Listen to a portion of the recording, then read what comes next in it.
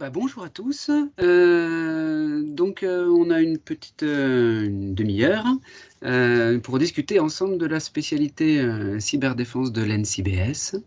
Le format distance a ses avantages et inconvénients. L'inconvénient, c'est que nous, on aime bien voir les gens pour de vrai, physiquement, mais ça sera que partie remise, j'espère, pour une bonne partie d'entre vous. L'avantage, c'est qu'effectivement, si vous êtes un petit peu loin, ça évite de se déplacer. On a une demi-heure. Alors, une demi-heure, c'est court. Malheureusement, effectivement, je pense que le temps que je fasse la présentation, on n'aura pas forcément l'occasion de beaucoup échanger et de faire questions-réponses par rapport à ce que j'aurais pu vous présenter.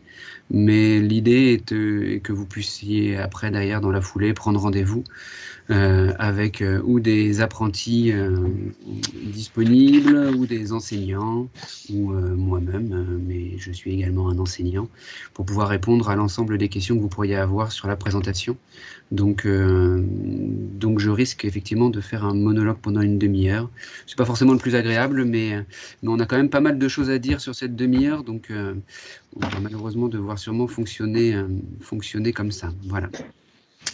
En termes d'organisation aussi, pour ceux et celles qui auraient leur micro d'allumé, il faudrait peut-être le désactiver pour être sûr que voilà, ça ne vienne pas parasiter en termes de son la présentation.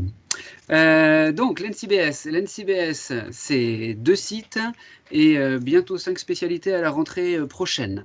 Si vous êtes là et qu'on discute ensemble, c'est que vous êtes intéressé par la spécialité cyberdéfense qui, elle, se retrouve effectivement sur le site de Vannes, tout comme la spécialité cybersécurité du logiciel, pour lequel vous avez eu ou vous aurez prochainement ou juste après une présentation par le responsable de la spécialité.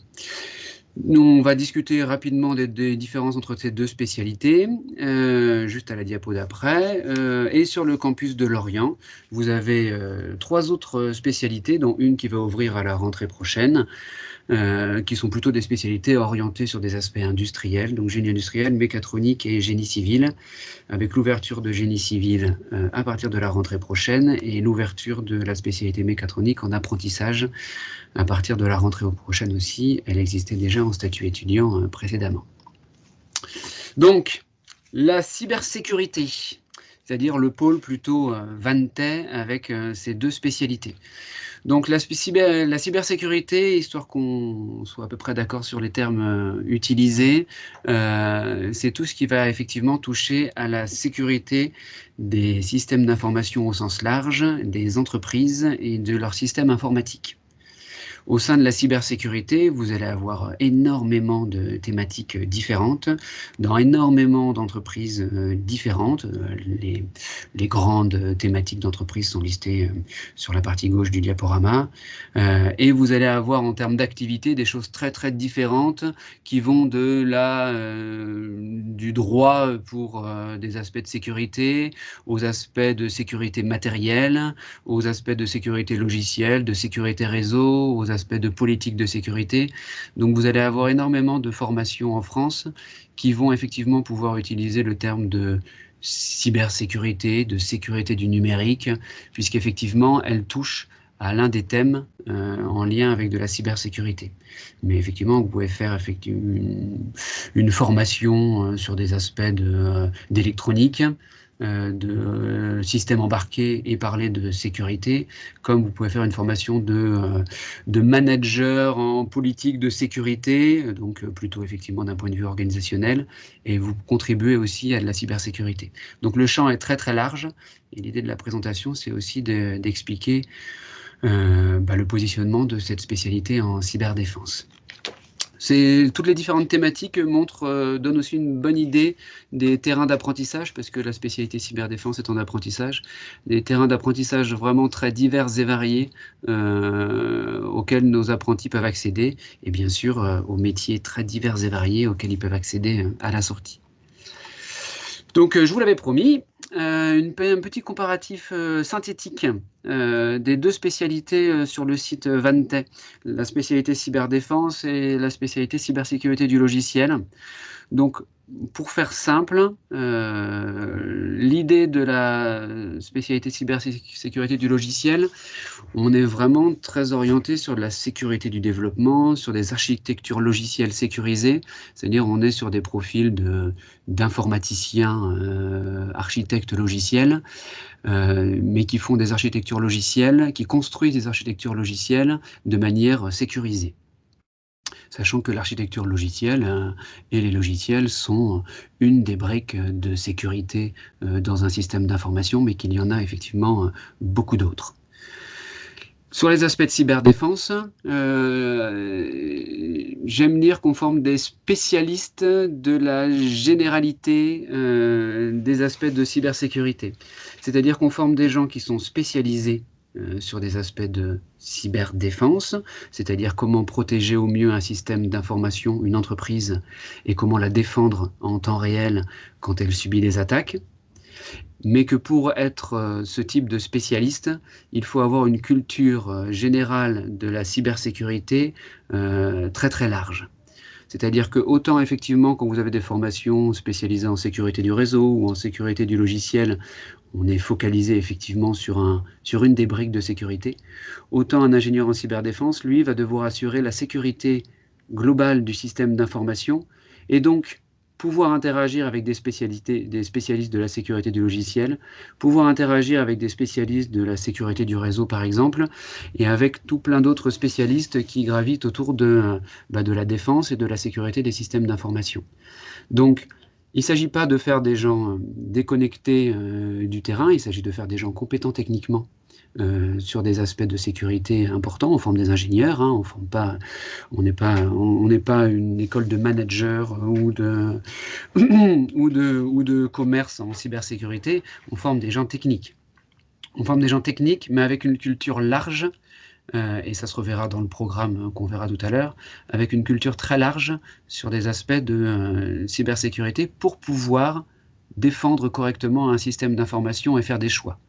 L'idée, schématiquement, étant de dire, vous avez un spécialiste du réseau qui va vous dire, moi je pense que pour défendre le système, il faut d'abord faire ça en toute priorité et c'est là qu'il faut mettre l'argent. Quelqu'un qui va faire du logiciel, qui vous donnera son point de vue, quelqu'un qui va plutôt travailler dans les aspects législatifs, CNIL, RGPD, en disant, attends, il faut faire attention aux data et ainsi de suite, enfin voilà, et je pense qu'il faut mettre l'argent et qu'il faut mettre notre énergie d'abord et avant tout là-dessus. Et l'idée d'un ingénieur en cyberdéfense, c'est qu'il doit être capable de comprendre et de synthétiser ce que lui disent l'ensemble de ses interlocuteurs et de faire un choix stratégique le plus opportun pour assurer la défense du système d'information.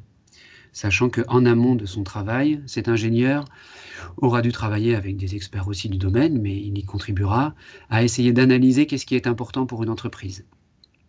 Donc il y a un vrai travail en amont de dire, ok, j'ai une entreprise, voilà comment est-ce qu'elle travaille, voilà son métier, si jamais elle se fait attaquer, c'est quoi ce qui est le plus sensible? C'est quoi qui est le plus important? Vous avez un site web institutionnel, si jamais s'il se fait attaquer, est-ce que c'est important, très important, moyennement important?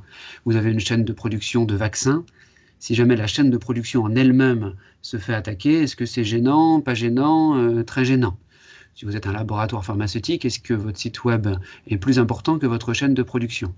Toute cette réflexion en amont sur qu'est-ce qui est vraiment vital pour mon entreprise, comment est-ce que je pourrais fonctionner en mode dégradé potentiellement quand l'attaque arrivera et qu'elle va forcément impacter une partie de mon système d'information, puisque si on est raisonnable, on a abandonné l'idée, le fait qu'on pourra effectivement se défendre de n'importe quel type d'attaque, et bien effectivement cette réflexion en amont vous permettra après de pouvoir prendre les bonnes décisions, qu'elles soient techniques ou organisationnelles, mais pour pouvoir défendre au mieux votre système d'information.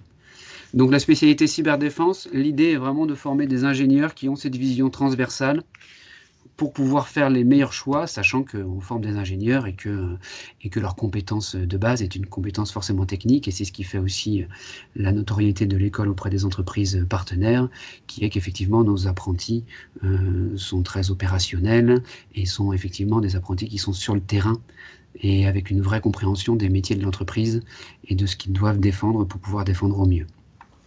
Pour tout ce qui est définition, cyberdéfense, cybersécurité, les métiers, experts réponse à incidents et ainsi de suite, je vous conseille fortement d'aller voir effectivement le site de l'ANSSI. ANSSI, qui est l'agence gouvernementale qui gère la sécurité en France et qui effectivement fait tout un panorama des métiers, avec tout un glossaire aussi en termes de définition et qui permet effectivement d'avoir les idées assez claires sur les différents termes que l'on peut utiliser. Notre formation, comme l'autre formation effectivement du pôle Vantais, est doublement reconnue, d'une part par la CTI, mais ça c'est effectivement comme toutes les spécialités de l'école d'ingénieurs, mais également effectivement par l'ANSSI, justement, l'agence dont je viens de vous parler, qui a créé un label il y a maintenant un peu plus de 3 ans, pour labelliser les formations qui sont dédiées à la sécurité du numérique, donc le label SecNuMedu. Donc je vous encourage aussi à aller voir sur le site de l'ANSSI et le site de SecNuMedu, puisque vous avez un listing de l'ensemble des formations de France qui sont labellisées SecNuMedu, et qui, avec un descriptif des formations et le pourquoi du comment est-ce qu'elles ont été labellisées. Sachant que dans SecNuMedu, vous retrouvez des formations qui parlent de droit, comme vous retrouvez des formations d'ingénieurs qui parlent de sécurité du réseau, comme vous retrouvez notre spécialité cyberdéfense, et comme vous retrouverez aussi des formations à Bac+2 ou voire à Bac+3, qui sont des formations dédiées à la cybersécurité, à la sécurité du numérique, comme préfère le dire l'ANSSI. Donc le panorama des métiers, comme je vous l'ai dit, c'est quelques pistes qu'il faut creuser avec le site de l'ANSSI. Bon, le panorama des métiers a été changé par l'ANSSI, actualisé à la fin de l'année dernière, là, au novembre 2020, il me semble. Donc on n'a pas actualisé le diaporama depuis. Ça va pas tarder à être fait. Mais effectivement, vous retrouverez sûrement une bonne partie des métiers, même s'ils ont actualisé leur panorama en novembre dernier. L'idée étant, derrière ces mots-là, d'aller voir ce que décrit l'ANSSI en termes d'activité au jour le jour et de compétences associées, puisque, comme vous le voyez, entre de l'analyse de la menace, ce que j'ai essayé de vous expliquer tout à l'heure en disant en amont d'une attaque, qui me veut du mal, à quoi est-ce qu'il pourrait s'attaquer, quelles sont ses méthodologies, ses parcours d'attaquants dans mon système d'information tels qu'on peut les connaître, vu les différents types d'attaques qu'il a déjà réalisées sur d'autres systèmes d'information, à des aspects d'évaluateur de sécurité. Donc vous avez un produit de sécurité, il faut l'évaluer pour savoir si effectivement il rend bien le service demandé. À intégrateur de sécurité, vous avez des produits de sécurité à intégrer dans un système d'information, il ne faut forcément pas le faire n'importe comment. Et tout ce qui est la partie aussi consulting, avec effectivement des parties consultants plutôt très opérationnelles. Donc effectivement, là, vous allez dans les entreprises et de manière très opérationnelle, vous les aidez à améliorer leur sécurité et à prévoir leur défense. Ou alors effectivement des consulting plus organisationnels, comment s'organiser au sein d'une entreprise en termes de sécurité. Est-ce qu'on a un pôle sécu dédié? Est-ce qu'on a des gens sécu qui sont dans chaque équipe? Comment est-ce qu'on est vis-à-vis des réglementations nationales et internationales en termes de sécurité? Tout ce qui est normes et autres documents qui peuvent guider les entreprises quand elles souhaitent mettre de la sécurité au sein de leur infrastructure. Et forcément, des métiers de gestion de crise, puisque c'est une bonne partie de nos enseignements aussi, et principalement en 3e année, sur bon, j'ai essayé d'analyser en amont, j'ai essayé de sécuriser avec les ressources humaines que j'avais, avec les financements qui étaient à ma disposition, avec la volonté politique au sein de mon entreprise de mettre en avant des aspects de sécurité, puisqu'on sait que même si les choses bougent avec la communication actuelle dans les journaux, les médias, sur les différents types d'attaques, mais qu'effectivement, la plupart du temps, tant qu'on ne se sent pas trop menacé, on préfère mettre l'argent ailleurs puisque on n'a pas non plus des ressources financières infinies au sein des entreprises et que donc effectivement, il y a des arbitrages qui sont faits. Et donc même si vous dites, en termes de sécu, il faudrait faire ci, il faudrait faire ça, il me faudrait 15 personnes et ainsi de suite, à un moment, il y a peut-être quelqu'un qui va vous dire que le métier de l'entreprise, c'est pas la cyberdéfense, c'est pas la cybersécurité, c'est comme on le disait, de produire des vaccins, de l'alimentation, de faire tourner un hôpital. pour reprendre des exemples effectivement dont on a entendu parler dans la presse récemment. Et effectivement, si vous mettez de l'argent à sécuriser le système d'information d'un hôpital, vous ne le mettez peut-être pas ailleurs. Donc effectivement, quand plusieurs collègues en France, ça leur arrive, vous commencez à vous demander s'il ne serait pas bon de mettre un peu de financement. Mais on sait qu'effectivement, l'argent va être un vrai critère aussi à un moment pour les politiques de sécurité. Donc, si on sait que notre système est un peu troué, ou en tout cas que de toute manière, même s'il est assez costaud, un attaquant bien motivé pourrait toujours réussir à faire des dégâts, la question se pose de comment est-ce qu'on va réagir quand les dégâts vont arriver. Et là, effectivement, c'est la gestion de crise qui est effectivement une bonne partie, comme je l'ai dit, des enseignements qui se déroulent en 3e année. Bon, à 5-10 ans, ça dépendra de vos envies, de vos possibilités, de vos compétences, des opportunités qui s'offriront à vous. Ce qu'on a fait, c'est qu'on a pris des métiers qui nous semblent être raisonnables pour nos ingénieurs diplômés, et que l'ANSSI disant que ces métiers-là sont accessibles à 5 ou 10 ans d'expérience, on les a mis effectivement comme des métiers accessibles à la sortie après 5 ou 10 ans d'expérience, mais c'est loin d'être une liste exhaustive. Et puis derrière ces intitulés se cachent des fois pas mal d'activités différentes aussi. Voilà. Et des intitulés différents au sein des entreprises, parce que chaque entreprise a des fois un peu son propre glossaire en termes de métier. Comment se passe la formation en termes de blocs de compétences? Donc l'idée, c'est d'avoir 5 blocs de compétences, des compétences qui vont être développées pendant les 3 années de formation, avec 2 blocs de compétences, les 0,1 et 0,2 qui sont en bas, qui sont des blocs de compétences transverses à l'ensemble des spécialités de l'école. Collaborer, manager, se comporter en professionnel agile et responsable, forcément une partie éthique importante pour tout ingénieur, et en particulier pour des ingénieurs qui travaillent dans des aspects de cyberdéfense. Vous avez effectivement un bloc 3 qui, lui, par rapport à la description que j'ai essayé de vous en donner tout à l'heure, des métiers de la cyberdéfense, est plutôt sur des aspects de sécurité de briques. Comment effectivement réussir à sécuriser un réseau, comment réussir à sécuriser une application web, comment réussir à sécuriser un système d'exploitation. Donc là, on est plutôt sur des aspects de sécurisation d'un système d'information. Sachant qu'effectivement, les blocs 4 et 5 sont plutôt sur des aspects de cyberdéfense, avec un bloc 4 qui est plutôt sur des aspects de gouvernance, donc politique de sécurité au sein d'une entreprise, comment est-ce qu'on fait un plan de continuité d'activité, de reprise d'activité, comment est-ce qu'on fait tous ces types de documents d'analyse de risque qui permettent de voir une gouvernance de la sécurité.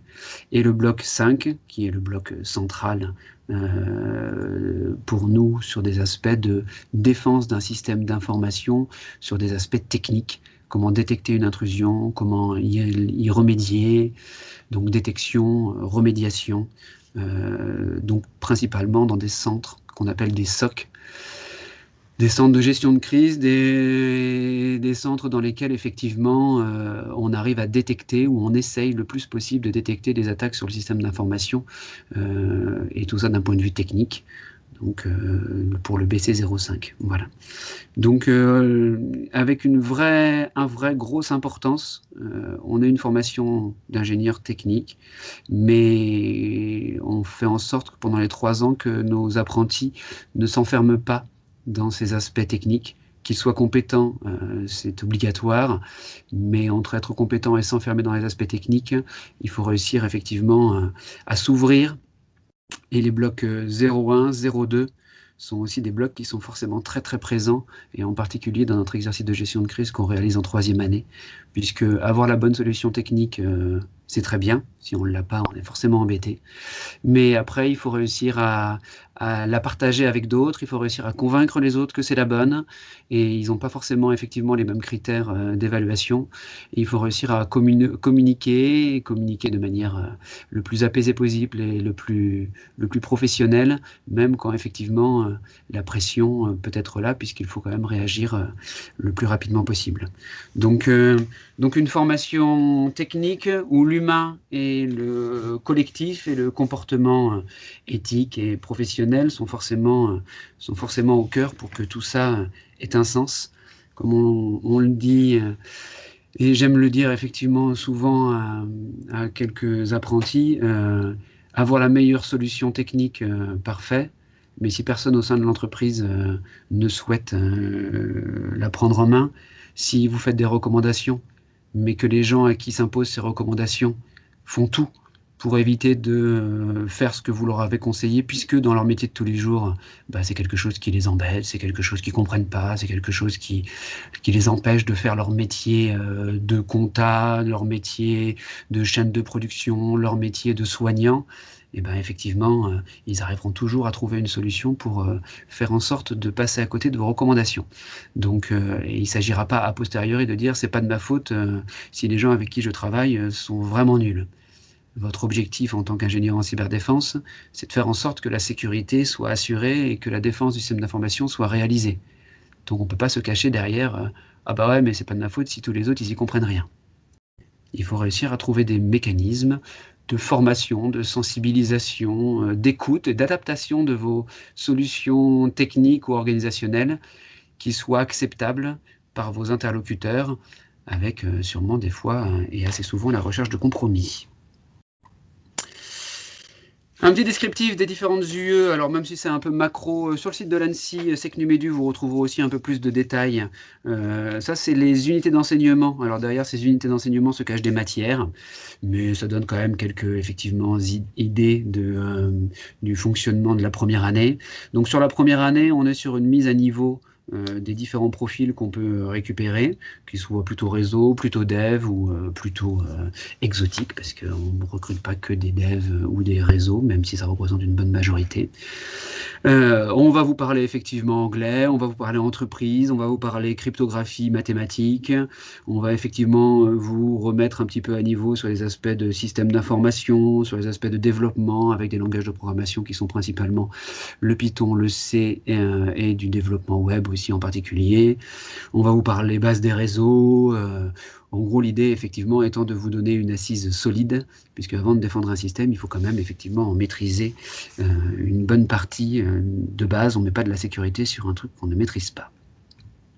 En deuxième année, on caricature un peu, mais l'idée, là, on est plutôt sur des aspects de sécuriser les briques, sécuriser les réseaux, sécuriser les systèmes d'exploitation, sécuriser les développements web, avoir une connaissance des systèmes industriels, une connaissance, sensibilisation sur les aspects effectivement industriels qui sont très importants.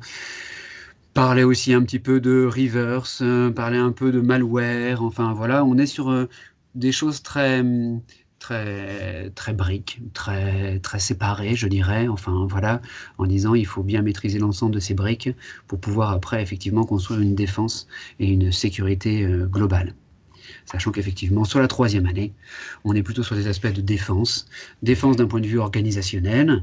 Donc, encore une fois, on parlait de plan de gestion de crise, de plan de continuité d'activité, de reprise d'activité, de politique de sécurité, de normes internationales, et forcément aussi les aspects de détection technique, d'intrusion et de réponse à incidents par rapport aux différents types d'attaques qu'on peut avoir, avec d'autres choses qui sont des aspects d'analyse de la menace sur des aspects de géopolitique, géostratégie. Là, on a un partenariat avec les écoles de Saint-Cyr, Couët, Quidan, qui effectivement viennent nous aider pour tout ce qui concerne des aspects de géopolitique et géostratégie, et également aussi de communication en gestion de crise. Et on a aussi toute une partie analyse de la menace, quels sont les groupes de hackers présents dans le monde actuellement, leurs méthodes de fonctionnement, d'intrusion, leur motivation, puisque si vous connaissez la motivation de votre attaquant, vous pouvez effectivement essayer de prévoir un peu plus les prochaines actions qu'il va réaliser sur votre système d'information. Voilà. Pour rappel à côté, vous avez qu'il faut avoir le TOEIC avec 785 points, donc on fait très attention à l'entrée de la formation sur le niveau d'anglais. On ne demande pas à ce qu'il soit brillantissime, mais parce qu'il y a 3 ans pour avoir 785 points et que la plupart de nos apprentis y arrivent. Mais effectivement, on a un regard tout particulier sur des niveaux qui pourraient être très faibles d'anglais à l'entrée, puisque derrière, si vous n'avez pas le TOEIC avec 785, vous n'avez pas votre diplôme d'ingénieur et ça ne satisfait personne. Donc le niveau d'anglais à l'entrée de la formation est une information importante que nous prenons en compte lors de la sélection. Et vous avez une période de 8 semaines à l'international, alors 8 ou 12, ça dépendra, peut-être que pour votre prochaine promotion, on sera plutôt sur 12. C'est des choses qui sont en train de se décider. Il faut partir à l'international, c'est des recommandations, demandes de la CTI, qui nous permet de délivrer le diplôme d'ingénieur et qui effectivement dit à juste titre qu'un ingénieur, s'il veut être correctement formé, doit à un moment être allé voir un petit peu ce qui se passe dans d'autres pays. Et donc il y a une mobilité internationale qui est obligatoire pour l'obtention du diplôme. La certification Voltaire, dont je n'ai pas parlé, c'est l'équivalent du TOEIC, mais pour le français. Parce qu'en plus de savoir bien parler anglais, on voudrait que nos apprentis sachent aussi bien parler français. Un calendrier rapidement d'alternance. Sur la première année, on essaye de faire, on a mis en place une alternance qui permet de trouver une entreprise potentiellement assez éloignée du site Vannes, puisqu'effectivement nos apprentis sont quand même assez peu nombreux à trouver un apprentissage sur Vannes. Ils sont beaucoup plus nombreux à en trouver sur Rennes, qui est un pôle important en termes de cybersécurité. Sur Nantes aussi, dans le Grand Ouest, il y en a, mais il y en a effectivement qui sont en région parisienne et il y en a qui sont un peu partout en France, par choix géographique, proximité famille, par choix d'entreprise, par choix de thématiques qu'on leur proposait. Enfin voilà, toutes les raisons sont bonnes aussi pour pouvoir aller et découvrir certains endroits en France, sachant que le calendrier d'alternance, en gros, ils sont là en septembre, novembre, mars et mai, ce qui laisse quand même de grandes possibilités pour se déplacer, voire se déplacer assez loin, sachant qu'en troisième année, c'est 6 mois à Vannes et 6 mois derrière en entreprise. J'aime bien cette diapo parce que c'est ce qu'on aime et c'est ce qu'on veut vraiment accompagner en termes d'activité pendant les 3 années. Je vous ai parlé des compétences tout à l'heure. Les compétences, elles vont pas être exclusivement et loin de là développées pendant les périodes école. Vous avez vu, un mois de temps en temps, enfin voilà. Pour vous donner un ordre d'idée, sur 3 ans, nos apprentis passent 60 semaines à Vannes. 60 semaines dans les locaux de l'école d'ingénieur sur 3 ans, donc c'est quasiment rien. Donc l'idée étant effectivement que ces compétences-là, forcément, elles sont aussi développées en entreprise, là où ils passent beaucoup de temps. Et ces compétences sont aussi développées ailleurs qu'à l'école, dans des activités annexes qu'ils souhaitent organiser ou qu'on les aide à organiser ou qu'on organise pour eux. Donc vous avez effectivement des séminaires facteurs humains qu'on organise quand il n'y a pas une pandémie internationale pour effectivement qu'ils apprennent à mieux se connaître, à mieux connaître leurs camarades. Et en les mettant dans des situations pas forcément cyber, mais dans des situations où effectivement un peu de stress, un peu de fatigue, pour effectivement qu'ils comprennent comment est-ce que les interactions humaines fonctionnent, et c'est forcément quelque chose de très important. Il y a aussi toute la partie challenge. Alors, une partie de nos apprentis adorent faire des challenges, les jouer, une autre aime bien les organiser, d'autres n'aiment ni les organiser ni les faire. Ce n'est pas un problème, on souhaite effectivement que tout le monde trouve sa place dans notre formation, et donc ceux qui souhaitent les organiser, on essaye de les accompagner au mieux. Ceux qui souhaitent les jouer, on essaye aussi de les accompagner au mieux, et ceux qui souhaitent faire autre chose, on essaye de les accompagner au mieux également. Voilà. Et vous avez en bas les photos de l'exercice de gestion de crise. On vient de terminer les 15 jours d'exercice de gestion de crise là pour nous Cyber 3 en 2 sessions. On a coupé la promo en 2 et on a fait 2 sessions d'une semaine, où pendant une semaine, les apprentis de 3e année ont pour objectif de défendre un système d'information. Cette année, c'était un équivalent de Naval Group, donc un opérateur maritime de bateaux militaires qu'ils avaient à défendre d'un point de vue technique, organisationnel, communication et autres. Voilà. Forcément, ce qui apparaît pas là, mais j'en redirai 2 mots tout à l'heure, il y a aussi toute la participation à des associations, type HAC2G2, qui est un club universitaire, où effectivement, c'est aussi forcément l'occasion de développer bon nombre de compétences. Je Je passe rapidement, parce que vous l'avez aussi toute l'information sur notre site internet, mais sur l'ensemble des entreprises avec lesquelles on travaille, ce n'est qu'un petit échantillon. Il y en a des très grosses, des très petites, il y en a qui sont dédiées à la cyber, il y en a qui ne sont pas du tout dédiées à la cyber, mais qui ont des besoins quand même dans leur système d'information et dans leur direction des systèmes d'information. Donc il y a des terrains d'apprentissage très très divers et variés en termes de contenu, d'entreprise, qu'elles soient étatiques, privées, en termes de localisation géographique et en termes d'activité au sein de l'entreprise. Donc c'est pas le travail qui manque et c'est pas les thématiques qui manquent, sachant que pour rentrer chez nous, il faut avoir un contrat d'apprentissage avec une fiche de poste qui a été validée par les équipes pédagogiques. Et donc, si vous avez des fiches de poste à nous proposer, ne pas hésiter à nous les proposer rapidement pour qu'on vous dise si effectivement ça colle ou pas avec les compétences qu'on souhaite vous voir développer pendant ces 3 années. Des partenariats, j'ai parlé tout à l'heure, j'aurais pu le rajouter, des écoles de Saint-Cyr-Couët-Quidan, les écoles militaires, je l'ai dit, sur les aspects principalement de géopolitique, géostratégie et de point de situation et communication pendant la crise. On a un partenariat aussi avec Sciences Po Rennes qui permet à nos apprentis, une fois qu'ils ont terminé leur formation chez nous, qui le souhaitent et qui sont sélectionnés, de pouvoir continuer en Master 2 directement à Sciences Po Rennes pour faire un Master SE-Défi sur de la sécurité, défense et intelligence stratégique. Donc effectivement on parle défense, effectivement on parle sécurité, mais sur des aspects très très juridiques, politiques, géopolitiques. Et donc on a tous les ans entre 2 et 4 apprentis qui poursuivent dans ce master-là, et ils en sont très contents pour principalement accéder à des postes plutôt au niveau stratégique au sein d'entreprises ou de services de l'État.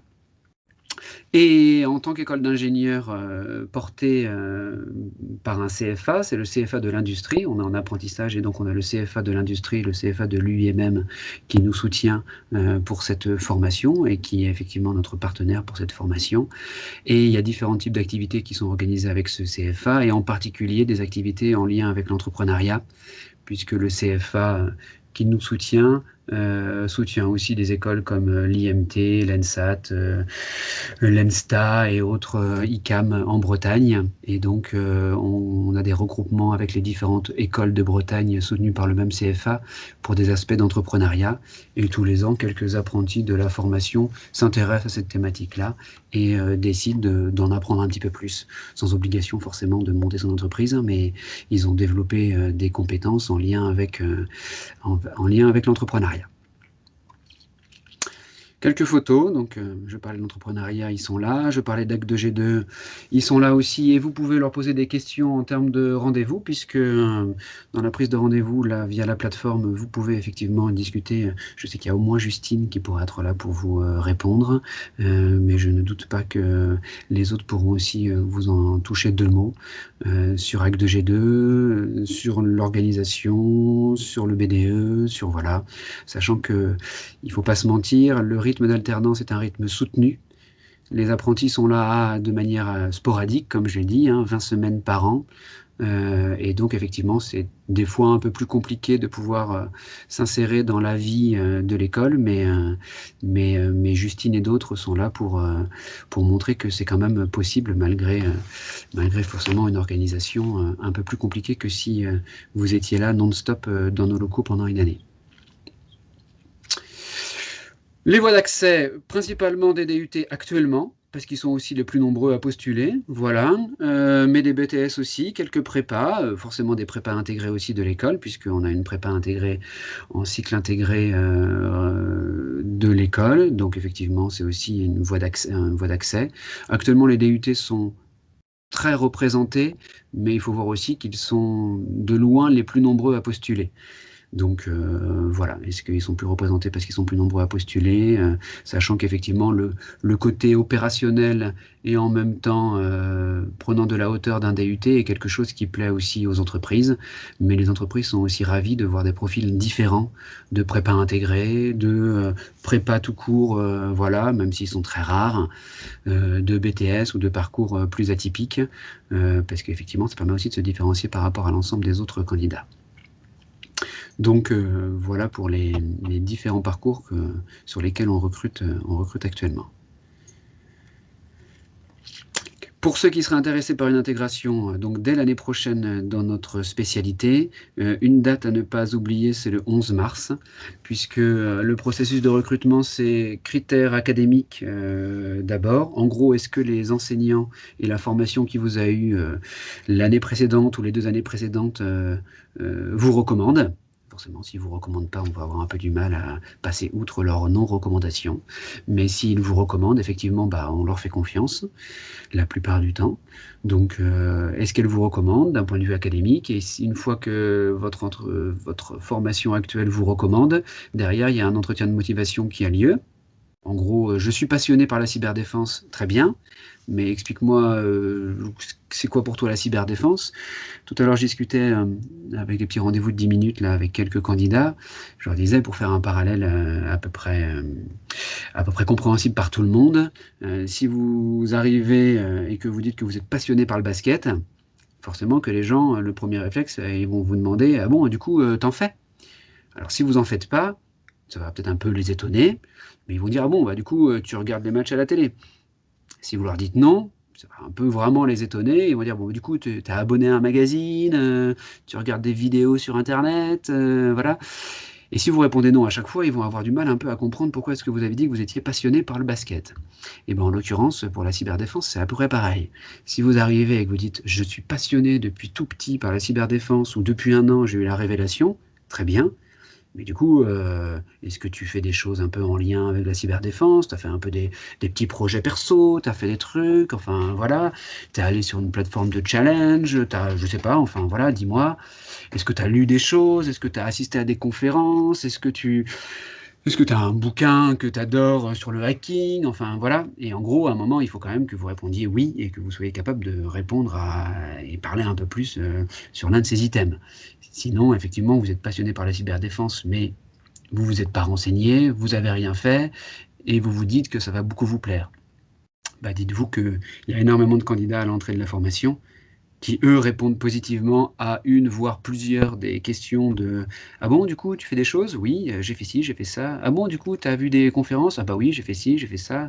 Ah bon, tu as fait des plateformes de challenge? Ah bah oui, du coup, j'ai fait ci, j'ai fait ça. » Encore une fois, il ne s'agit pas de cocher toutes les cases, puisque vous l'avez compris, j'espère, nos profils d'apprentis, on les souhaite très divers et variés, donc il ne s'agit pas d'avoir quelque chose de...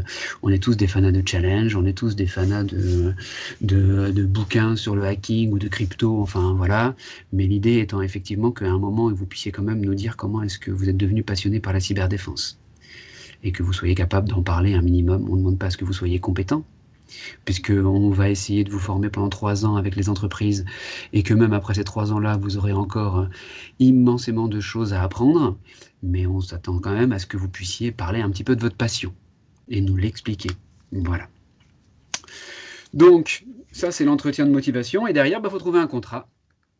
Faut trouver un contrat. Alors j'ai eu la question ce matin, Covid et tout, est-ce que c'est quand même compliqué de trouver des contrats vu la situation? Voilà.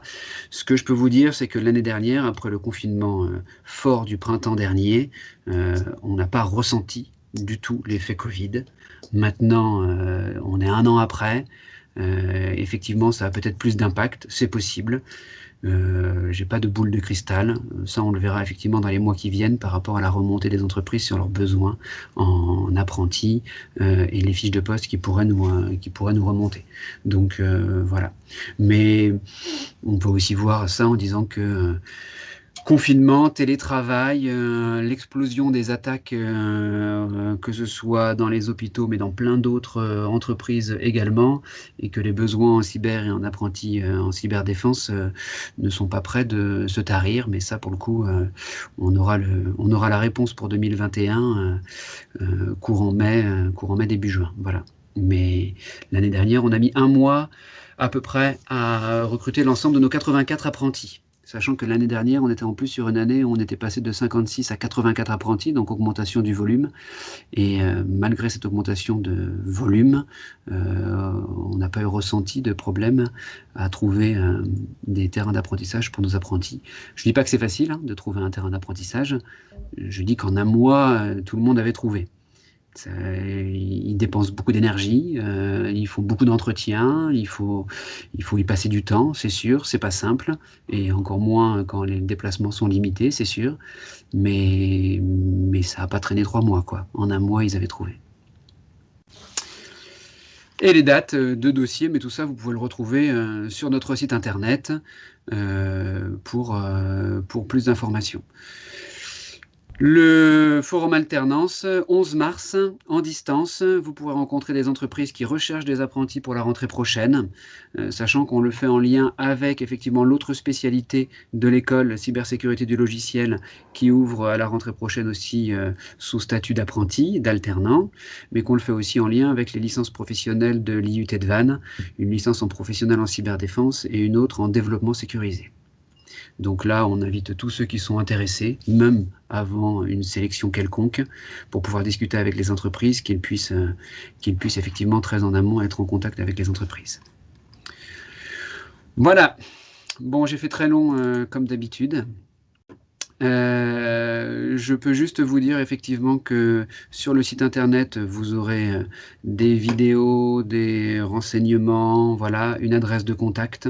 N'hésitez pas à utiliser cette adresse de contact générique là, NCBS, cyberdéfense, puisqu'on est plusieurs derrière et que effectivement ça permet de pouvoir répondre à vos questions de manière le plus efficace possible.